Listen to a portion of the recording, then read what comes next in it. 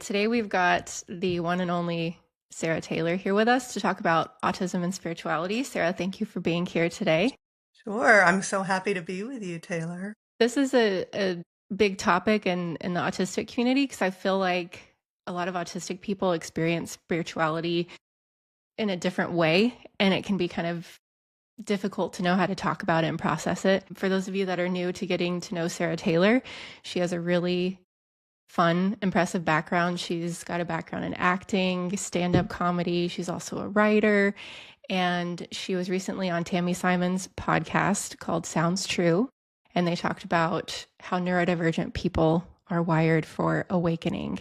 With that being said, Sarah, thanks again for being here. And I'm excited to talk with you today.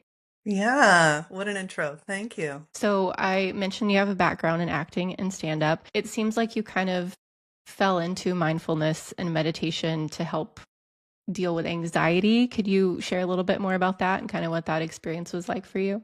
Yeah, I had chronic anxiety and bouts of depression, which I now look back on as like periods of burnout. And I was really tired of the anxiety, and people in my life were like, God, would you please learn how to meditate? You're like, so I learned how to meditate to, like, I don't know, make my boyfriend happy or something at the time, which is always a good reason to get into spirituality, right? I'll Best. do it Yeah. for others. But it turned out to be one of the best things I ever did because things started unfolding rapidly. I got into Buddhism. I had a Buddhist teacher I studied just for people who might be following the Buddhist path, Theravada Buddhism, and then into Mahayana, and finding Dzogchen and Mahamudra really effective and powerful for me. So the beginning was just, how do I work with my mind? How do I focus and concentrate? I'm ADHD. So with that ADHD mind, all over the place. And I always thought I couldn't learn how to meditate, but once I learned that it wasn't about stopping thoughts, it was about learning to be with the thoughts as they come and go, because they come and go and they change. They get really loud and then they fade away, and then new thoughts come in and the new sensations come in. But there's something behind all of it. There's like a canvas upon which the paintbrush of all these thoughts and emotions and feelings are happening. And that's more our true nature. You mentioned that you are ADHD, and I'm curious if you could share a little bit more about when did you learn that about yourself and kind of how did it affect your mindfulness, meditation, spirituality? Yeah. When I was a kid, I was labeled hyperactive and a pain in the butt, and I didn't pay attention and all the things. And I got diagnosed with whatever they called it. Now I can't remember what they called it in the 70s. I am in my 50s. And they called it something else. So somebody in the comments will probably say it was like hyperactive disorder or something like that. And my parents didn't want to put me on medication. They changed my diet, whatever. But I sort of forgot that I had ADHD until I was in my 50s, which is a very ADHD thing to do. Yeah, Like, and oh, you're not I the only one that forgot. I've heard say that before. Yeah, like I forgot I had I ADHD. forgot That's that some actually, adult stood over me with a clipboard and talked to my mom one day and said, she's got, whatever. In my 50s, as menopause descended, it was like the ADHD symptoms became a little more pronounced. There's a little bit of the kind of not being able to focus. And I'm like, God, I'm such a good focuser. What's going on? I could just tell that there were, and I was like, oh yeah, I have ADHD. And then I was like, well, I wonder what other flavor of neurodivergence I might have. So I began going down the rabbit hole. I was like, maybe I'm autistic. And so the term high masking autistic really resonated with me. I talk to people and they're like, you couldn't be autistic, but like, right? People say that, and you're like, guess what? This is what autism looks like. yeah, This is what autism, you can't be autistic, but please meditate and figure your stuff out and because something's going on, but it's not something's autism. going on with you that is uncomfortable for me, so figure it out. But it was just sort of like a curiosity, like, could that be? I'd reached a level of kind of peace and contentment with myself and with the weird ways I express myself or process, or need time. There was an unmasking that happened with the spiritual series of spiritual awakenings I went through, because spiritual awakenings and unmasking kind of go hand in hand. And so I had reached this point of just kind of contentment with who I am, but it was more of like a curiosity. Like I didn't want to fix anything. I was just like, well, that explains that Hmm. relationship and what I was like growing up. So you've said a couple of things that I want to unpack so much. I mean, I feel like we could stay on this the whole time, but you said unmasking kind of goes hand in hand with like the spiritual awakening. You know, you're learning more about yourself, you're feeling more content with who you are. Can you say more about how you feel those two things are related? Yeah. I mean, I think it's important to kind of say, what do I mean when I say spiritual awakening? Because Yes, that let's do that. word, yeah, that word gets used a lot in spiritual communities. And usually everybody means something different, which is fine. When I talk about it, I'm referring to a shift in who we take ourselves to be fundamentally. And this is in line with the spiritual traditions of Vedanta and Buddhism and all the mystic traditions of awakening or enlightenment, which you know that I don't like that word because it's really loaded. Hmm. But awakening is waking up from this sense that you're a separate self, that here I am over here and you're over there. Hmm. And if you are a spiritually connected person and God is over there and everything else is over there and life is over there and here I am. And as we awaken, we start to see that we're really the background awareness behind or underneath or prior to thoughts, feelings, sensations. And that's a seeing at the level of mind, that we're not who we took ourselves to be. We're not all the labels. We're not all the identities and roles. We're not the masks. We're what is underneath. And then that drops into the heart, and there's this opening up into more love and softness and compassion, and boundaries start to dissolve. And when awakening blossoms at the heart, there's a sense of non-dual awareness. There aren't two. There's not me over here and you over there, or me over here and my microphone. And it's all a seamless happening. It's all one thing. So during this whole time of awakening to ourselves as pure, clear awareness through the mind and through the heart and through the body, we're seeing what we're not. We drop, you know, needing to be something other than what we are. So healing and awakening, I find working with people over the years now, I've been working with people as an energy healer for maybe 15 years and helping people with awakening for maybe 10 to 12 years, is that, they go hand in hand, awakening and healing, which is just digesting what's happened to you. Yeah, and I feel like for me, once I received my autism diagnosis, it was like everything changed and nothing changed, but it was like I felt this sense of coming home to myself, and it's kind of what you said. It was like the label was so helpful, but then also I could let go of the label, and it was like both of the things were happening at once. I needed it and I didn't need it. I knew who I was, but I was everything. It was just all this stuff started coming into focus and coming into perspective, and it helped me kind of let go of certain frameworks that I felt I had needed to get up to that point. One of the things that I try to reassure people about, if they are having an opening to unity or they're having an opening to kind of the empty nature of life, that nothing is what it seemed to be and nothing has the meaning that was assigned to it, and something more luminous is here, but they can't put their finger on it. If there is an overwhelm to it, to just stay connected to the body, to stay grounded, to keep life simple, to narrow your focus at times on one thing, like a candle flame or just making a sandwich or whatever it is, Hmm. taking your kids to school, and that can help with the overwhelm. You said something about coming back into our bodies, and I feel like that point is so important because a lot of autistic people, we get kind of stuck in our minds, like trying to process, trying to come up with why. So I'm interested there. Like, can you say more on the role of the body and kind of anchoring us to mindfulness and this sense of awakening? Yeah, the body's so important. And yet, many of us have challenges with interoception, right? So Hmm. it's a funny little thing. It doesn't feel natural to focus on the body. But I've found that people can develop better interoception. I know you probably have over the years, right? Hmm. Yeah. And I did through beginning a meditation practice and feeling emotions and sensations in the body and learning that they don't have to be scary. They don't have to mean anything. They're just coming and going. They're impermanent. That was one of the teachings in Buddhism that was really helpful to me, is that everything comes and goes. So, even anxiety, like working with my anxiety, I didn't want to feel the anxiety in my body. As my meditation practice deepened and I just started to trust that I could feel it, that it would be temporary, that it Mm-hmm. didn't have to mean anything. A couple of things can happen. You probably notice this with the people you work with. We can become hyper focused on body sensations, Mm-hmm. hyper focused on what's going on in the body, or we can be dissociated from the body. We want to anchor these big spiritual openings, insights, realizations in the body so that they can be lived.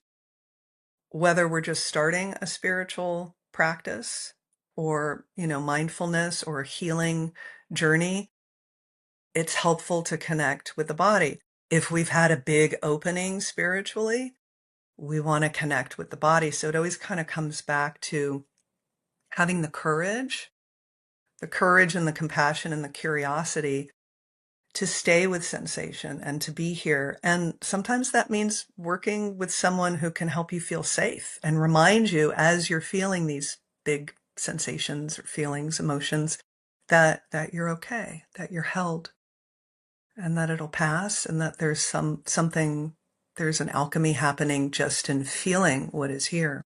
Yeah, I think you had a phrase, you said you had to trust that you could feel it. And I think that like you said, it takes a courage, a level of courage to sit with those emotions, because many of us have dealt with trauma, especially when we are younger. Maybe it was religious trauma, maybe it was something else. And learning that you can sit with those emotions is really difficult. I remember, I think there was a book called Burnout that I read. I can't Nagoski maybe is the author.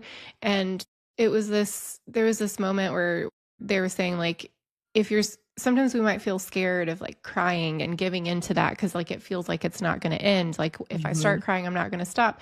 But the reality is, like, you could sit on your bed and cry as hard as you want to, and it might last like 2 minutes. It might last, I don't know, 6 minutes, but there's going to be an end to that crying, and that doesn't mean that everything's better all of a sudden, but you can move through those emotions without it completely overtaking you. And then there's this feeling of relief on the other side where it's like something gets integrated, something gets felt and processed more deeply so that you can move with it instead of resisting it. And I think that is really terrifying for autistic people because Yeah. in a lot of ways we've learned to survive by cutting off. You mentioned dissociation. We've learned to survive by dissociating from our bodies because there's too much there to feel.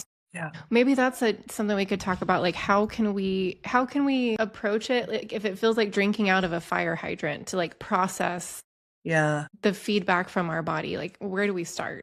Yeah. I mean, first of all, if there is trauma that you're carrying, working with a qualified practitioner as you explore this is really helpful. And if you know that you have trauma in your background and there is a big overwhelm, sometimes mindfulness and meditation in the way it's taught is not right for you at this time, and that's okay. That there's a way to work with your body, your sensations, your mind, your heart that isn't quite as overwhelming. So to definitely seek out trauma support, and even though, like, I work with people who've had a fair amount of trauma, if someone is in active trauma, I refer them out to trauma specialists. But yeah, we develop this sense of safety and trust in ourself and our body's capacity to feel and be with whatever is here. But we have to be gentle with ourselves and take it a little bit by a little bit. Like, I remember it was too much for me to feel certain emotions, like a lot of fear. I was a very fearful person, and fear was scary. And then as fear would come on, I'd be afraid of the fear because, like you said, it's like, oh my God, it's going to last here for forever. Mm-hmm. But nothing's forever. But we can titrate, we can toggle our attention. And what was really helpful for me and helpful for the people I work with sometimes is, if there is a really, really big, overwhelming experience, bring your attention to your toe right now and just breathe into your toe for 10 breaths.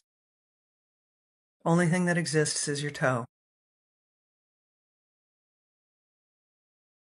Now bring your attention back to the area that feels scary. So it might be the heart is pounding and there's like tightness at the chest, and just be with it for 3 breaths. Now find a spot on your body that's neutral.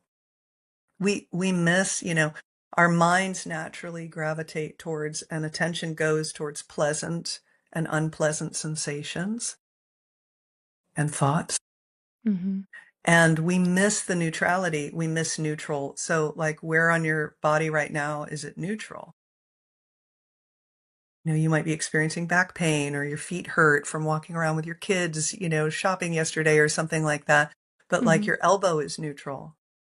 So you bring your attention to your elbow for 10 breaths, and then back to the area that's really active, and Yeah. we start to see that there's more here. Because again, like you said, we either clamp down and there's this like, we hyper focus on something, or we just are taking in the everythingness. So this is a way to take in that there's more going on than at first glance or at first feel. Mm-hmm. That yes, there's tightness and heart racing here. And there's also the toe, which isn't really doing anything, and the elbow, which seems neutral. And then see if you can find an area on your body that's pleasant. Well, the top of my head feels warm. Huh. Okay. That feels Mm-hmm. pleasant. And you start just exploring, but there's no shame in feeling like overwhelmed by all of this. We want to take things at the pace that works for us. And that's spiritual too, to be kind and gentle with ourselves and compassionate and reparent ourselves. Because many of us, again, parents do the best they can, man. It is a hard job, but so many of us didn't get the attunement that we needed growing up because we were so sensitive, and we maybe needed something different than our caregivers had the capacity to give or knew how to. They could have maybe really wanted to. So when we're missing that attunement in our developmental years, we do learn how to attune to ourselves, then later on. That deep, like listening to ourselves, like you're feeling scared, you're feeling overwhelmed right now. Okay, lie down on the floor, put a weighted blanket on top of me, put on the binaural beats that helps. It's not escape, it's regulation. Mm-hmm. Not dissociating. You're tending to what is here in a loving way, you know?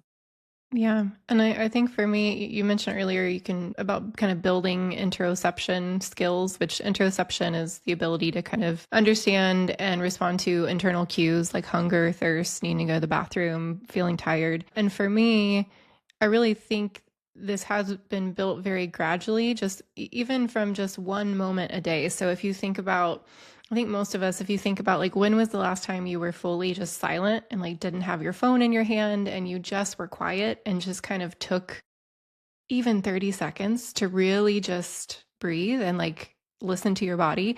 I don't know if most of us do that at all, like on a given day. So I would encourage anyone, like, how do I start becoming aware of, what my body's trying to tell me? It can be one moment a day. Like you can lay in bed before you go to sleep and just put your hand on your chest, breathe in for 30 seconds, and just pay attention to what your body is showing you. When Sarah was talking about finding something neutral, that might sound strange because that sounded so strange to me. But Sarah, I've done one of the meditations on your channel over that in particular. And I have, for those of you following along with my health journey, I've had like chronic pelvic pain in my right side. And it's so strange that when I'm used to feeling that all the time, to kind of shift my focus on like, oh yeah, my left elbow is totally fine. Like that doesn't hurt at all. And that feels really good. It really is this strange shift in your perspective and your consciousness where you realize like there's different realities happening at any given time. And so that's been really interesting for me. But one other thing you said, Sarah, you mentioned like, I appreciated that you said, meditation and mindfulness might not be for you right now. I think like that sentiment is important because a lot of people say, an ADHD person, I can't sit down and meditate. I can't do that. I can't focus. There's so many different ways to do that. You don't have to start exploring like lotus position, like meditation, that kind of stuff.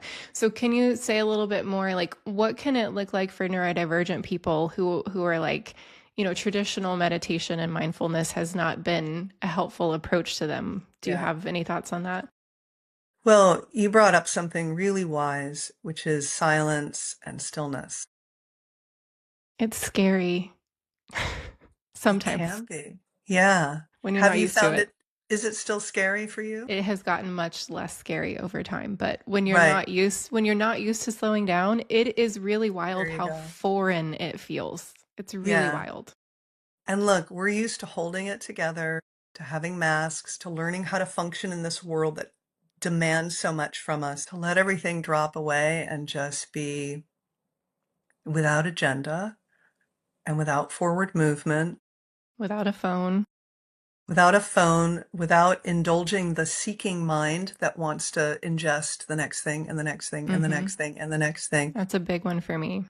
And we just rest. We develop this tolerance for it. Well, why would we want to develop a tolerance for silence and emptiness and spaciousness? It really is the doorway into connection with our true nature and connection to our source, that silence and that stillness. So, yeah, you can do it through meditation, mindfulness, single pointed concentration meditation, like shamatha or effortless meditation, like transcendental meditation, or you can just pause during your day, just like you Mm-hmm. said, and you put the phone aside. One of the ways that neurodivergent people can get kind of acclimated to silence and spaciousness and stillness is keep an eye on transitions, because you know how we love transitions. And Mm-hmm. transitions can be challenging for neurodivergent people, as many of you know, going from one thing to the next, because we've been locked in on the thing and then now we're switching. So to give yourself that in between time and to just, I'm going to take 10 breaths in between, getting out of the shower, and I just dried myself off, and rushing right to like brushing my hair, let's just say, for a practical example. So to pause with these transitions can, you know, weave this into our daily life so that this isn't just something where we're sitting on a cushion, sitting a certain way, where we experience spaciousness and stillness and quiet. Because then there's also this pressure. If you're going to be still and quiet and embrace spaciousness and stillness in your meditation, well then you better find something. There better be like, okay, so I can get what? What am I going to get from this? Mm-hmm. So it's like without agenda. It's just a pause without agenda. And it starts to become like I was freaked out by stillness and by silence, because my autistic brain was used to, well, there's something wrong. And also my Mm-hmm. traumatized Yes. being. I was traumatized, when you're used to being hypervigilant, silence and space is scary because you That's what have to be, I was going to mention. right? You have to be 10 steps ahead and figuring everything out. Yes. But when you give yourself space to be silent and still without agenda, without having to fix, figure out, or do anything, nothing to fix, nothing to figure out, nothing to do, two F's and a D. That's always how I remember it. My students remember it. But nothing to fix, nothing to figure out, nothing to do. I like that. We start to feel like the silence and the space is actually friendly, Mm-hmm. because it can be without meaning. And it's actually an aspect of our inner being, this spaciousness, this stillness, this Yeah. quiet. And I've used this analogy a lot, like in connection groups, but for me, a lot of times I feel like a top that's been spinning. And you mentioned transition, so it's like, okay, I pick the kids up from school, I go to my son's school, I go to my daughter's school, I come back, we do snacks, I have a little bit more work time, then I do dinner, and then it's bedtime. There's all these transitions that if I don't stop and just breathe between them, like it just keeps mounting the tension, and sometimes it just takes a few breaths of like, okay, yeah, that was a stressful pickup because, X, Y, and Z. You just sit with it for a second. Yeah. And it's like when I give myself those transitory spaces to just like be silent and still, the top stops spinning a little bit less. And then when I fully kind of just stop and let myself breathe and check in, it's like the top gets to quit spinning for a little bit and that energy just gets to settle. And exactly as you mentioned, for a lot of autistic people who have dealt with trauma, that stillness and that silence can feel very unsettling because we're not being hypervigilant. We're not making sure everything's okay all the time. So I think that for me, like building that window of tolerance has been really helpful. Like you don't have to stay there forever. Just dip your toe in, try it out a little bit, and maybe the next day you can try it a little bit longer. But it's definitely, like you said, that stillness is part of us. And I think it's really important that we connect back to it to kind of find our center. Yeah, and just like you said, naming what's here. We wanna, the nature of reality is just sort of opening to what is here and letting go of our ideas of how it should be, the ways we cling to like, but Yeah. it should be like this. And we get into a whole thing about what's fair, what's right. Well, Hmm. why is the world like this? But, the first step is always just opening to things as they are. So just like you taking a pause and saying like, that was a really rough pickup. Hmm. You don't have to figure anything out, No. And but that's you're the just wild thing, that naming it's it. powerful. Yeah, just It's that's, power. which I guess we could relate back to even those of us who have gotten our autism diagnosis or learned that we're autistic, just naming it. It's like, okay, Right. I'm still Taylor, I'm still me, but I have a word for it. And you pause and you reflect and let it land. And there's something really healing about that. Yeah, you're naming what's in the room. I mean, I just remember when I did stand-up comedy, getting up at a comedy club or something and somebody just, spilled a tray of drinks or somebody just got kicked out or something. You don't get up there and like, now I'm going to begin my jokes. Hi, everybody. Like, it's like, wow, that was freaking loud. What's going on over there? Like you name what's in the room. And that was really good for me as an autistic person when I got into stand Hmm. up. But it's sort of like just life, naming what is here, and it takes the power from it away. And, I just have to say, like, putting your hand on your chest and on your belly can be really comforting during transitions, during silence and stillness. And, as babies, I mean, you probably did this with your kids, right? When they were, I yeah. still do it like on my son's back. I was doing that last Yeah. night. It's just intuitive because it's just so calming. It's so calming. Well, apparently we have a bundle of nerves there, and our whole being is wired that when someone is lovingly doing this, babies know I'm safe because of this movement. It's so instinctual and so intuitive. So we can do it for ourselves, Hmm. you know, and it might seem silly. You're at the PTA meeting and you're like, uh-huh, go on. But it's something you can do very quietly, like without, drawing Yeah, attention and you to can even yourself. just, yeah, do this and, play with a necklace. You can stim a little bit with a necklace, but Hmm. also be touching your chest a little bit, your belly, and just connecting with your body because, you know, it helps our whole system to relax, to know that it's being held. So again, like we're reparenting ourselves Hmm. on this path, really, of healing and integration. So, yeah. Yeah.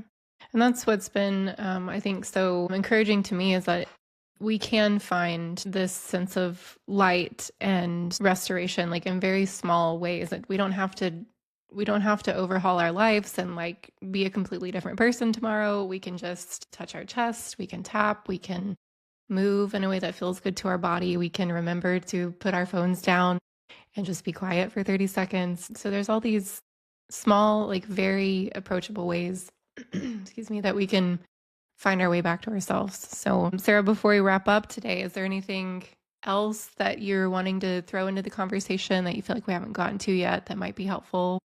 Well, I mean, intuition, like neurodivergent people and intuition, I find that neurodivergent people are naturally very intuitive Hmm.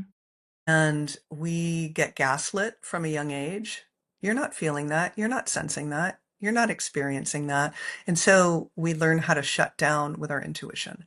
And so I meet a lot of really deeply intuitive and psychic autistic and ADHD and ADHD, people.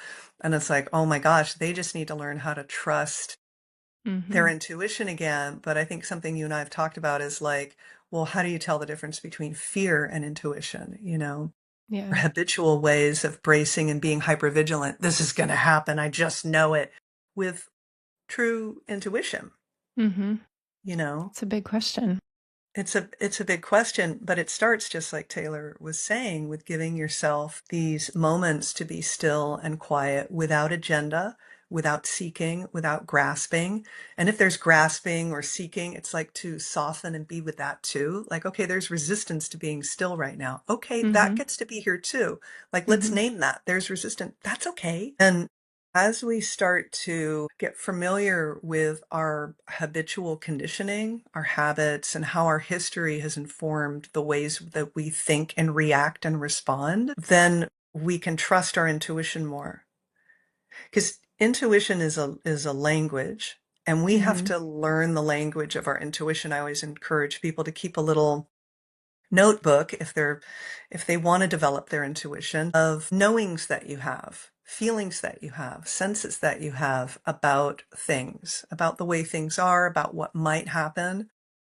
Could just be about why you feel a certain way, and piecing together some narrative of your life that kind of makes sense. Like, oh, I did have an intuition that that's what happened. And yeah, and to keep like kind of a running little diary of it, and you can look back and go, I was right about that.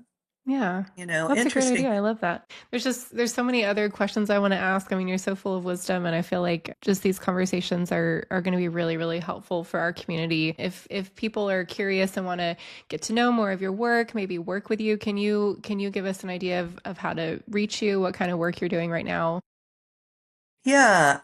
So I work with people one-on-one, and I also have groups. I have an awakening support group for neurodivergent and sensitive people. And you can join that monthly. I have you said Coming Home. That's the name of an online retreat that I'm holding on January Nice. 31st, 2026. And it's 5 hours. There are lots of breaks. You don't have to have your camera on. It's very neurodivergent friendly. Where we'll be meditating and enjoying healing energy. And I have groups, I hold groups a lot. So if you go to my website, lightofyourbeing.com, you can learn more about what I do. I also have a PDF there that's free that if you want to know what kind of spiritual seeker you are, we autistic brain people like to categorize things. I just noticed We after do. years of working with people, there are like different kinds of seekers, and we've all been all the different types of spiritual seekers at some point. But this PDF, just in a fun way, kind of breaks down the different types of seeker you can fall into at various times, and then some practices that help with it. Great. That's awesome. Well, I'll make sure that the links to all of that are in the description so you can find other ways to get in contact with Sarah Taylor and learn from her amazing wisdom that she's got as it pertains to neurodivergence, awakening, humor. She's the whole package. I really am so glad and grateful that I got to share this conversation with everyone today. So thank you, Sarah, for being here, and I'll talk to you again soon. Talk to you soon.